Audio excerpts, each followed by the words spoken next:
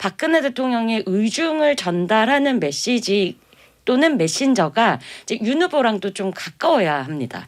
안 그러면 그러니까 박근혜 대통령이 나와서 박근혜 전 대통령이 나와서 윤 후보에 대해서 아무 말을 하지 않아도 문제가 되고요. 비토를 놔도 문제가 되고요. 또 이제 지지를 한다고 해도 이게 이 강도와 메시지의 그 명분이 정리가 안 되면 굉장히 어렵게 상황이 흘러가기 때문에 이제 오늘도 윤 후보가 좀 정제된 메시지를 어떻게 낼 것인지 그리고 어떻게 이거를 이끌어 갈지 좀 고민이 큰 것으로 또 전해지고 있습니다. 야, 그러면 또 이제 박근혜 전 대통령 나와서 내곡동 거기가 경매로 넘어갔다고 그랬잖아요. 네. 그래서 일단 어디에 머무를지 또 누가 보좌를 할지 또 첫 메시지를 어떻게 공개할지 이런 부분들이 다 아직은 미정이기 때문에 김태현의 정치쇼.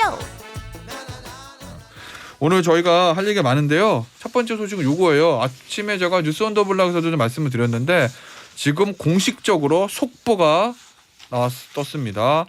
박근혜 전 대통령 특별 사면, 한명숙 전 총리 복권, 이명박 전 대통령은 제외. 다시 한번 말씀드릴게요. 박근혜 전 대통령 특별 사면, 한명숙 전 총리 복권, 이명박 전 대통령은 제외. 지금 공식 속보가 나왔습니다. 자, 일단 박근혜 전 대통령의 특별 사면이 됐다.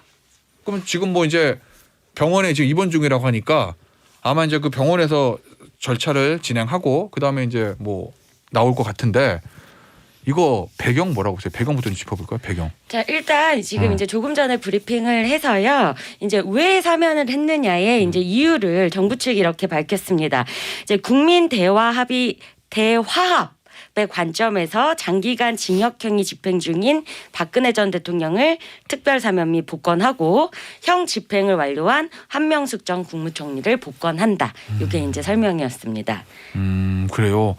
그러면은 이제 박근혜 전 대통령이 언젠가는 사면 좀 될 거라는 얘기가 사실은 좀 된 얘기 좀 있었잖아요. 올 초에 아마 저 이낙연 당시 대표가 제가 얘기했다가 여론의 문매를 맞았습니다. 이낙연 전 대표 입장에서 보면 되게 억울할 것 같아 지금. 나는 그때 왜 욕을 먹었지? 결국 내가 얘기하고 나서 1년도 안 돼서 사면 됐는데 뭐 저는 경선 떨어지고 박 전 대통령은 사면됩니다. 엄중합니다. 자, 일단 우리 박근혜 전 대통령의 사면을 그냥 뭐 4년 몇 개월 6개월 동안 옥고를 치르고 나왔다 뭐 이렇게만 볼 수가 없는 게 대선 전국에서 박근혜 전 대통령 사면에는 폭발력 있는 이슈가 떴기 때문에 이게 사실은 대선에 어떤 변수로 작용할지는 좀 생각을 해봐야 되겠죠? 일단 김수미 평론가부터 어떻게 보세요? 이 어떤 영향이 있을까요? 일단은 이재명 후보나 민주당 지지층 일각에서 반발이 있을 겁니다. 그리고 그쪽을 지지하지 않는 진보 진영 중에 뭐 정의당 지지층이나 이쪽에서도 반발이 있을 것 같은데 여기에 대해서는 민주당이 좀 자신이 있을 것 같아요. 그런다 한들 그러면은 이게 여기에 실망했다고 해서 국민의힘 찍을 거냐.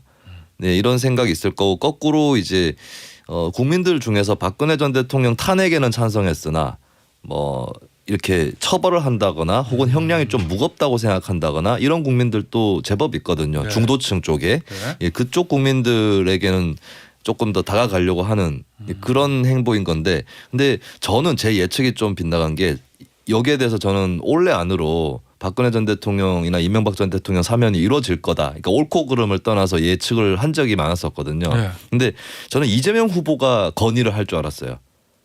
그렇게. 네, 그리고 이미지가 이재명 후보가 건의를 해버리면 네. 뭔가 좀 굉장히 강력하게 몰아붙일 것 같은 사람이 건의를 해버리는 거니까. 예, 그러면은 민주당 지지층 쪽의 반발도 좀 누를 수 있고 또 의외의 반전 이미지도 있을 수 있는데 거기다가 이재명 후보는 뭐 아무래도 경북 안동 출신이니까 네네. TK 민심을 좀 다독이는 효과도 있을 거고. 예, 근데 이재명 후보가 오히려 얼마 전에 보면은 박근혜 전 대통령 사면만큼은 안 하겠다. 반대다. 이렇게 했거든요. 네, 이 상황에서 이제 어떻게 보면 청와대의 결단으로 이루어지게 되었다. 이것은 또 다른 예. 어떻게 해석해야 될지 이재명 후보 입장에서는 중도 확장의 어떤 카드를 놓친 것인지 아니면 이재명 후보가 하기 힘든 것을 청와대가 권한을 갖고 한 것인지 이게 좀 관건인 것 같습니다. 일단 민주당 쪽에서는 뭐 지지층이 조금 일부 반발이 있을 수 있겠으나 다독일 자신이 있을 거다라는 게 김수민 평론가의 말씀이었고 손지은 기자 지금 네. 국힘 출입하시잖아요. 네. 국힘은 어때요? 국민의힘이라고 네. 하셔야 됩니다. 국민의힘. 국민의힘이라고 하시면 국민의힘. 안 됩니다. 네, 국민의힘. 네. 네. 그래서 지금 일단 오늘 이 상황에 대해서 윤석열 후보가 굉장히 네. 좀 정제된 메시지, 그 다음에 앞으로의 이 이제 리스크가 될 수도 네. 있기 때문에 이걸 어떻게 관리하느냐가 가장 중요합니다. 정제된 메시지와 리스크 관리. 네, 왜냐하면 네. 일단 이제 지난 총선 때도 기억해 보시면 처음으로 박근혜 전 대통령의 옥중 서신이 공개된 바가 있었고요. 다행히 그때 이제 여러 세력으로 나뉘어서 선거를 어떻게 치를지 혼란한 가운데 미래통합당으로 힘을 모아달라 이 메시지가 나온 거는 이제 도움이 됐습니다. 그런데 박근혜 대통령의 옥중 서신 공개, 네. 탄핵의 기억, 박근혜 대통령의 국정농단이 다시 상기를 되면서 네. 이제 서울이나 수도권에서는 당시 선거를 치르던 의원들이 연일 막 죄송합니다 또 사과를 하고 다녔어야 했거든요. 그리고 일단 지금도 이제는 그 당시에는 그래도 박근혜 대통령의 채널이 유영하 변호사 네. 하나뿐이었습니다. 그런데 이제 사면이 되고 자유롭게 다니게 되면 메시지가 박근혜 대통령의 의중을 전달하는 메시지 또는 메신저가 이제 윤 후보랑도 좀 가까워야 합니다. 안 그러면 그러니까 박근혜 대통령이 나와서 박근혜 전 대통령이 나와서 윤 후보에 대해서 아무 말을 하지 않아도 문제가 되고요. 비토를 놔도 문제가 되고요. 네. 또 이제 지지를 한다고 해도 이게 이 강도와 오. 메시지의 그 명분이 이 정리가 안 되면 굉장히 어렵게 상황이 흘러가기 때문에 네. 이제 오늘도 윤 후보가 좀 정제된 메시지를 어떻게 낼 것인지 네. 그리고 어떻게 이거를 이끌어 갈지 좀 고민이 큰 것으로 또 전해지고 있습니다. 야, 그러면 또 이제 박근혜 전 대통령 나와서 내곡동 거기가 경매로 넘어갔다고 그랬잖아요. 네. 네. 그래서 일단 어디에 머무를지 네. 또 누가 보좌를 할지 또 첫 메시지를 그러네. 어떻게 공개할지 이런 부분들이 다 아직은 미정이기 때문에 언론에 또 한 달이다 박핵관 등장하는 거 아니에요? 그건 이제 우리 친박 진박들이 어. 있을 옛 있을 때 친박과 박핵관, 진박. 네. 윤핵관, 이핵관에서 박핵관이 나오지 않을까라는 그런 생각도 드는데 근데, 어쨌든 이제 윤석열 후보로서는 메시지 관리에 가지고 신경을 쓰일 거다. 네. 그 지지를 해도 문제. 그렇죠. 예. 아무 말 안 해도 문제. 비토를 해도 문제. 그렇다는 거구나. 그래서 실제 캠프에서도 굉장히 오래전부터 이런 상황에 이제 네. 대비를 해왔고 어떤 채널이 이제 뭐 의사를 주고받을지 이런 부분들은 좀 고민을 했던 것으로 합니다. 뭐 예상하기는 쉽지는 않은데 박 전 대통령이 앞서 얘기했던 비토, 네. 침묵, 지지 중에서 어떤 선택할 거라고 보세요? 저는 지금까지 옥중에서 해왔던 행보, 옥중에서도 정치 행보를 할 수 있잖아요. 네. 근데 침묵이 많았죠. 많았죠. 계속해서 침묵하지 않을까. 그 가능성이 가장 높아 보이고 네. 그리고 박 전 대통령 의도와 별개로 어느 것이 가장 유리하냐 역시 침묵이 윤석열 후보한테는 가장 유리하다. 네. 윤석열 후보한테 차라리 침묵이 제일 낫다. 저는 아닌 것 같습니다. 그래요? 그러니까 비토요? 오히려? 아니요. 그러니까 만약에 이제 윤 후보한테만 아주 유리하게 하려면 네.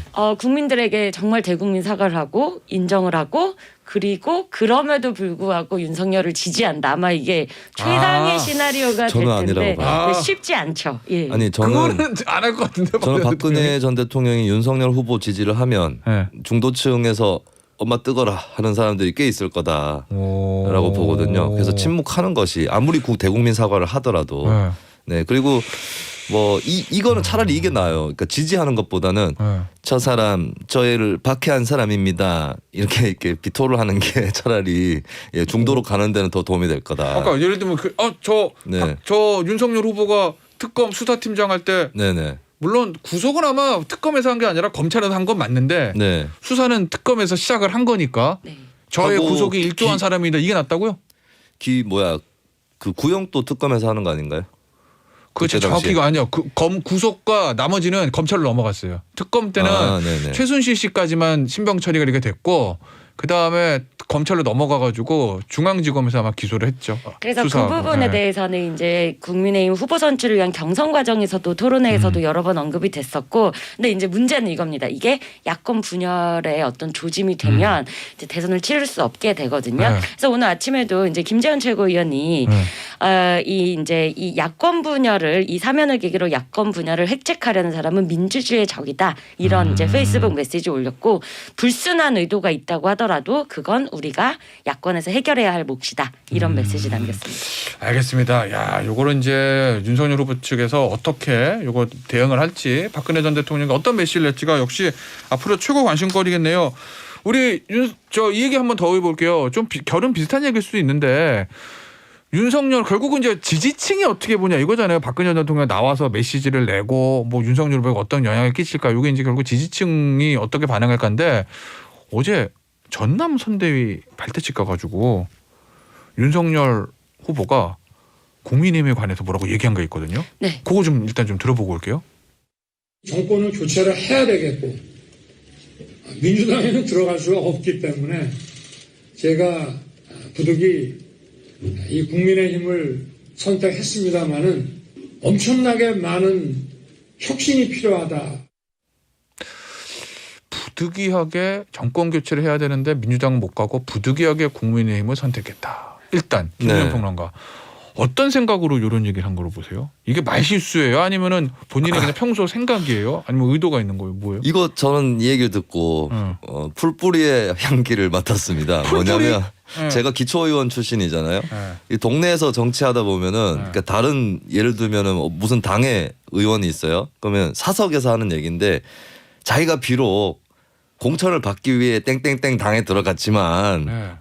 너하고 나름대로 생각이 비슷한 것이 있다. 이런 식으로 저한테 얘기를 하는 사람들이 있었어요. 구미에서 시인하셨으니까 네네네. 내가 공천을 받아서 어떤 당에 뭐 들어갔으니까 구미라고 하셨으니까 대놓고 얘기하면 한나라당. 네. 아 내가 공천 받으려고 뭐 한나라당에 들어가긴 했는데 이러면서 이제 저한테 생각은 니랑 같아 그런 거 니하고 별로 안 다르다. 뭐 이러면서 그 되게 얘기를 솔직하시다. 예, 그 사석에서 기초의원이나 지방 정치인이 하는 얘기를 공석에서 대통령 후보가 했다는 것 네. 같았어요 저는. 그러니까 아. 쉽게 얘기해서 대통령이 되려면 민주당이나 국민의힘 같은 큰 당에 들어가야 되는데 네. 민주당에 들어갈 수 없으니 네. 국민의힘에 들어갔다. 네. 이 얘기고 사실 근데 이렇게 정겹게 받아들여 줄 사람은 별로 없을 거다라고 네. 봅니다. 국민의힘에서 굉장히 힘들게 경선을 치러내서 네. 후보가 됐는데 부득이라고 표현한 거 그리고 전 치명적인 거 이 얘기를 과연 윤석열 후보가 영남 지역에 가서 할 수 있느냐.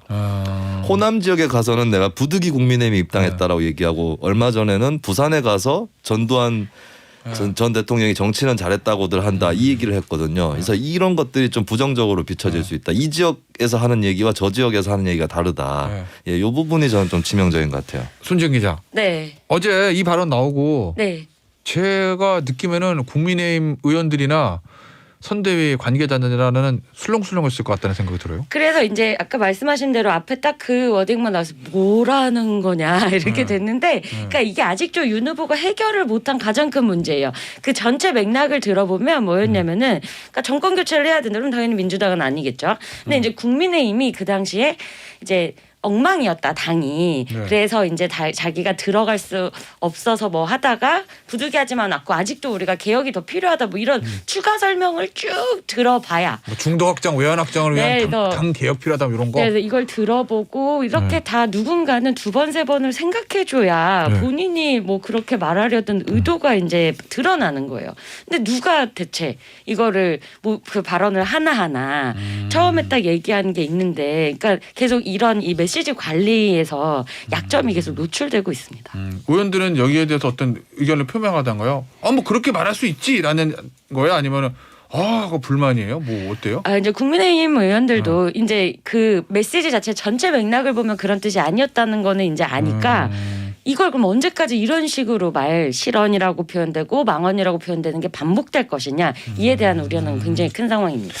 알겠습니다. 우리 민주당 얘기 좀 해볼게요. 어제 민주당 분위기 좋았어요.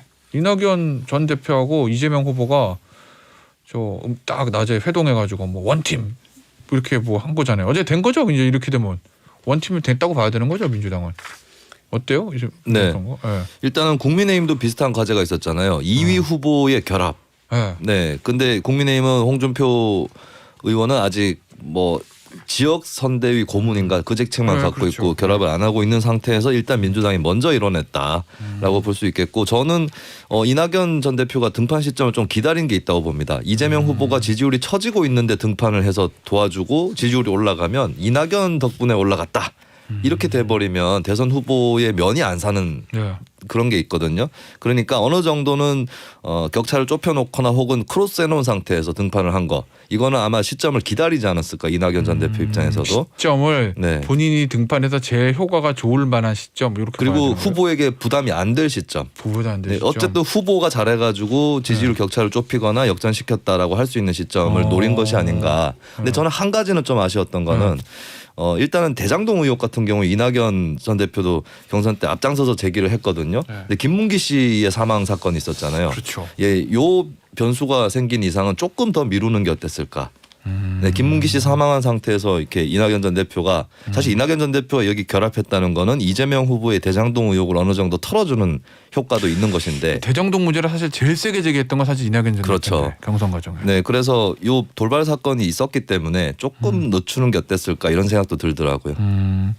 손 기자, 민주당이랑 국민의힘은 이걸 어떻게 바라봐요? 일단 민주당에서 이 이낙연 전 대표가 이제 당연히 원팀으로 도와주기로는 이미 얘기가 끝나 있었고 말씀하신 대로 이제 시기를 조율을 했죠. 서로에게 가장 필요한 시기를 조율을 했고 일단 이번에는 야권이 지금 이준석 대표가 선대위직을 내려놓고 굉장히 국민의힘 선대위가 복잡한 상황인데 여기에서 하지만 우리는 이렇게 치열하게 경쟁했으나 원팀이다라는 거를 대비해서 보여주는 효과 네. 그러면서 지지자들에게 이렇게 뭉쳐야 한다. 이런 효과가 하나 또 있고요. 그다음에 최근에는 그 이재명 후보가 이제 부동산 감세라든지 민주당의 그 전통적 지지자들이 조금 불안해하는 모습을 보였는데 그래서 이 부분에 대해서도 어제 이낙연 전 대표가 민주당 다음을 강조했고요. 자긍심을 갖고 민주당을 지지했던 분들께 상처를 줘서는 안 된다.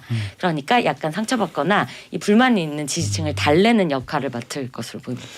손지은 기자 말씀하셨던 대로 민주당은 지금 내용이 좀 봉합되는 거고, 그렇죠. 그죠? 근데 국민의힘은 난립니다. 국민의힘 얘기 좀 한 2분 남았는데 잠깐 해보면 이준석 대표요. 제 2차 준수동 가출 사건. 1차 때는 율산 합의를 통해서 화려하게 돌아온 거잖아요. 어찌됐건 이번은 어떨 것 같아요? 일단 이제 김종인 총괄위원장도 정치인의 말은 무겁다. 이준석 대표 더 설득하지 않겠다고 했고요. 그리고 윤 후보 측도 더는 설득 작업을 하지 않을 예정이고 네. 이준석 대표도 네. 돌아갈 생각이 없다. 이 부분을 확실하게 하고 있습니다. 그리고 저도 이제 당내 의원들이랑 이제 선대 관계자들을 이제 좀 취재를 해 보면 좀 다시 합류하기는 어려운 상황으로 진단이 되고 있습니다. 그러면 이제 당 대표가 계속 그냥 일반적인 당무만 하고 선거에 참여 안 하고 외곽에서 계속 후보와 갈등 있는 인터뷰하고 뭐 이렇게 대선을까지 보내려나? 일단 지금 지난 한 이틀이나 이제 오늘까지도 이준석 대표는 굉장히 강한 어조로 이제 그동안은 하지 못했던 말들을 많이 쏟아내고 있거든요. 예를 들면 뭐 선대위에서 김종인 위원장 말고는 다 나가야 된다. 이제 이렇게 장외에서 계속 비판을 해서 이게 이제 안에서 수렴이 돼서 그러면 이제 선대위가 재편되고 개혁이 되면 이제 플러스 효과가 나는 것이고 그냥 이렇게 장외에서 비판의 목소리만 나오다가 그게 수렴이 안 되면 사실 이제 갈등 양상으로만 끝날 수 있습니다. 알겠습니다. 사실 이준석 대표의 속내가 뭔지 앞으로는 어떤 행보를 하고 대책을 가지고 있는지 궁금한 게 많잖아요. 그래서 저희가 한번 이준석 대표 기회 되면 한 번 더 인터뷰 한번 요청을 해서 얘기를 좀 직접 들어보는 시간을 가질까 합니다. 오늘 여의도 정마리아는 여기서 마무리할게요. 지금까지 손지은 기자, 김수민 평론가였습니다. 감사합니다. 고맙습니다. 감사합니다. Easy now.